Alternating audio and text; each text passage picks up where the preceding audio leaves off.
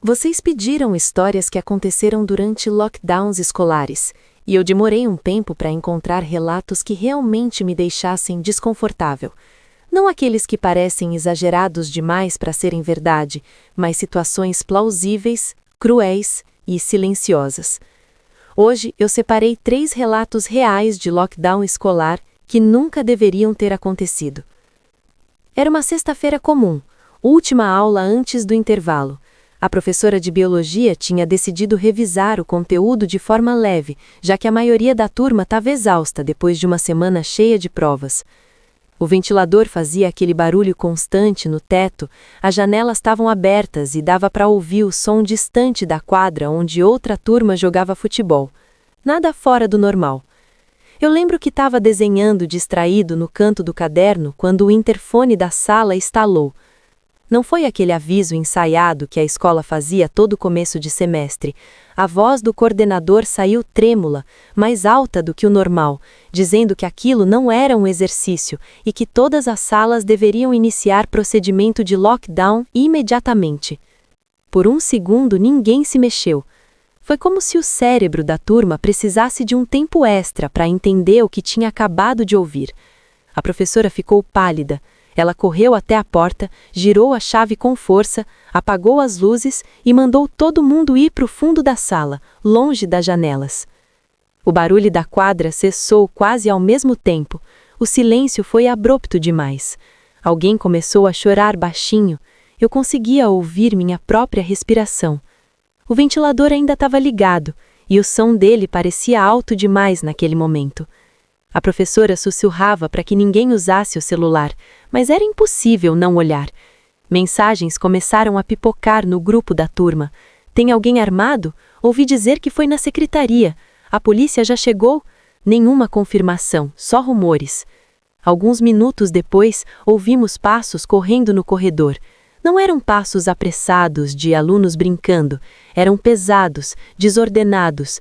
Algo caiu no chão lá fora, seguido de um estrondo. Uma das meninas da sala levou a mão à boca para não gritar. Eu senti um frio percorrer minhas costas quando alguém tentou girar a maçaneta da nossa porta. A chave segurou. A pessoa do lado de fora puxou de novo, com mais força. Depois, silêncio. Passos se afastando. Os minutos se arrastaram, pareciam horas. De repente, um barulho de algo sendo arrastado pelo chão ecoou no corredor, como se alguém tivesse empurrando uma cadeira ou uma mesa. A professora se abaixou mais, quase deitando no chão. Ninguém falava nada. O interfone ficou mudo. O ventilador finalmente foi desligado, talvez por algum funcionário cortando a energia de parte do prédio. A sala ficou quente, abafada, escura. Meu coração batia tão forte que eu achava que quem tivesse lá fora poderia ouvir. Depois de quase meia hora, a polícia anunciou pelo megafone externo que a situação estava sob controle. Mais tarde, descobrimos que um ex-aluno tinha invadido a escola pelos fundos.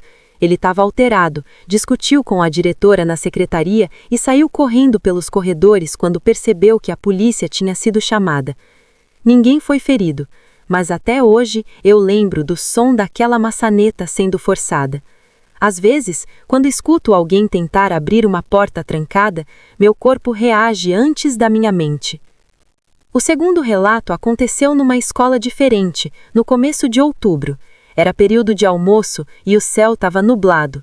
A maioria dos alunos estava no refeitório, quando 4 estampidos ecoaram do lado de fora do prédio principal. Algumas pessoas acharam que era trovão, outras começaram a gritar. A equipe de segurança apareceu correndo e mandou todo mundo se esconder na sala multiuso. Os alunos que estavam na fila tiveram que largar as bandejas no chão.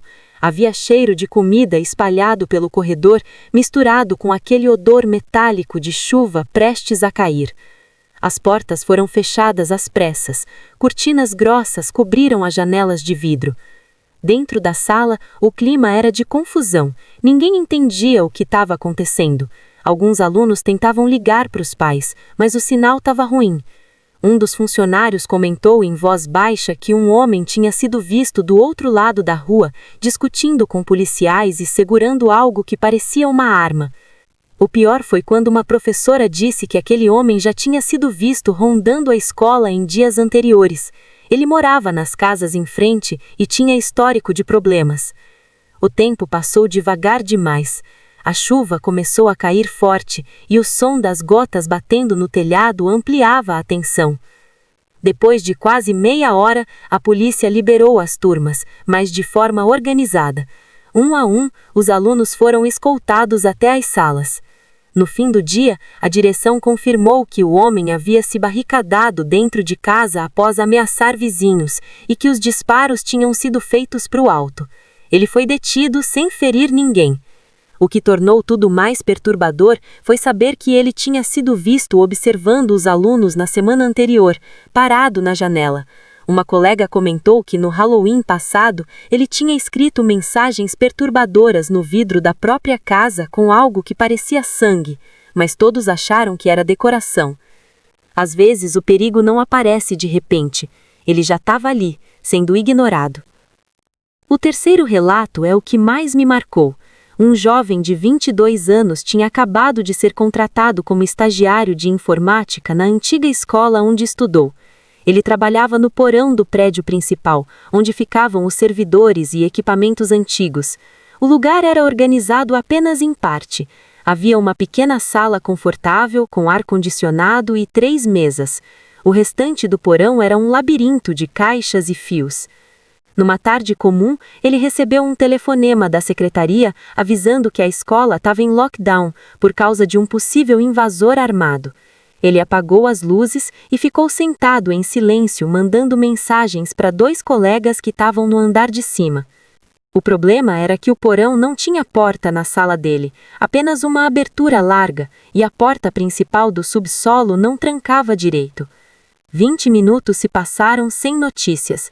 Ele não ouvia nada do que acontecia lá em cima. De repente, a porta do porão rangeu. O som ecoou pelo espaço vazio. Passos começaram a descer lentamente as escadas. Ele pensou que pudesse ser um dos colegas vindo se esconder ali. Mesmo assim, decidiu se abaixar atrás da mesa. Os passos se aproximaram. Alguém entrou na sala, mas não acendeu as luzes. Ficou em silêncio. O estagiário prendeu a respiração. De repente, o celular dele vibrou com uma mensagem. O som pareceu ensurdecedor no escuro. Ele quase sentiu o próprio coração parar. Os passos mudaram de direção, indo direto até onde ele estava. Sem pensar, ele saiu debaixo da mesa e encarou o homem parado ali. Era um sujeito de camisa vermelha e boné escuro. O homem disse que só estava se escondendo também, que tinha vindo buscar o filho quando tudo começou. Perguntou se havia saída pelos fundos. O estagiário respondeu que sim, apontando para o corredor. O homem parecia nervoso, mas não agressivo. Quando o estagiário olhou o celular, leu uma mensagem do colega. Um cara de camisa vermelha atirou no professor Buckley. Ele está armado, não deixa ele te ver. O sangue gelou. Ele levantou o olhar devagar e percebeu a arma parcialmente escondida sob o braço do homem. Foi nesse momento que o estranho percebeu a mudança na expressão dele. O estagiário correu em direção às escadas. Um disparo ecoou pelo porão, o som ricocheteando nas paredes de concreto. A bala acertou uma prateleira metálica. Ele conseguiu subir as escadas gritando por ajuda. A polícia já estava no prédio e prendeu o homem ao sair pela porta lateral. O professor sobreviveu. O motivo do ataque nunca foi divulgado oficialmente, mas o estagiário disse que o som daquele disparo, naquele espaço fechado, nunca saiu da cabeça dele. Às vezes, o que mais assusta não é o que você vê, é o que você quase não vê a tempo. Se alguma dessas histórias te deixou desconfortável, imagina estar lá dentro, no escuro, sem saber o que está acontecendo do outro lado da porta. Quero saber nos comentários, você já viveu um lockdown real? Como foi a sensação naquele momento? Deixa o seu relato. E se você gosta desse tipo de história real, deixa o like agora para eu saber que devo trazer mais temas assim. Se inscreve no canal porque toda semana eu trago relatos que parecem normais no começo, até deixarem de ser. E ativa o sino, porque a próxima história pode ser aquela que vai ficar ecoando na sua mente por muito tempo.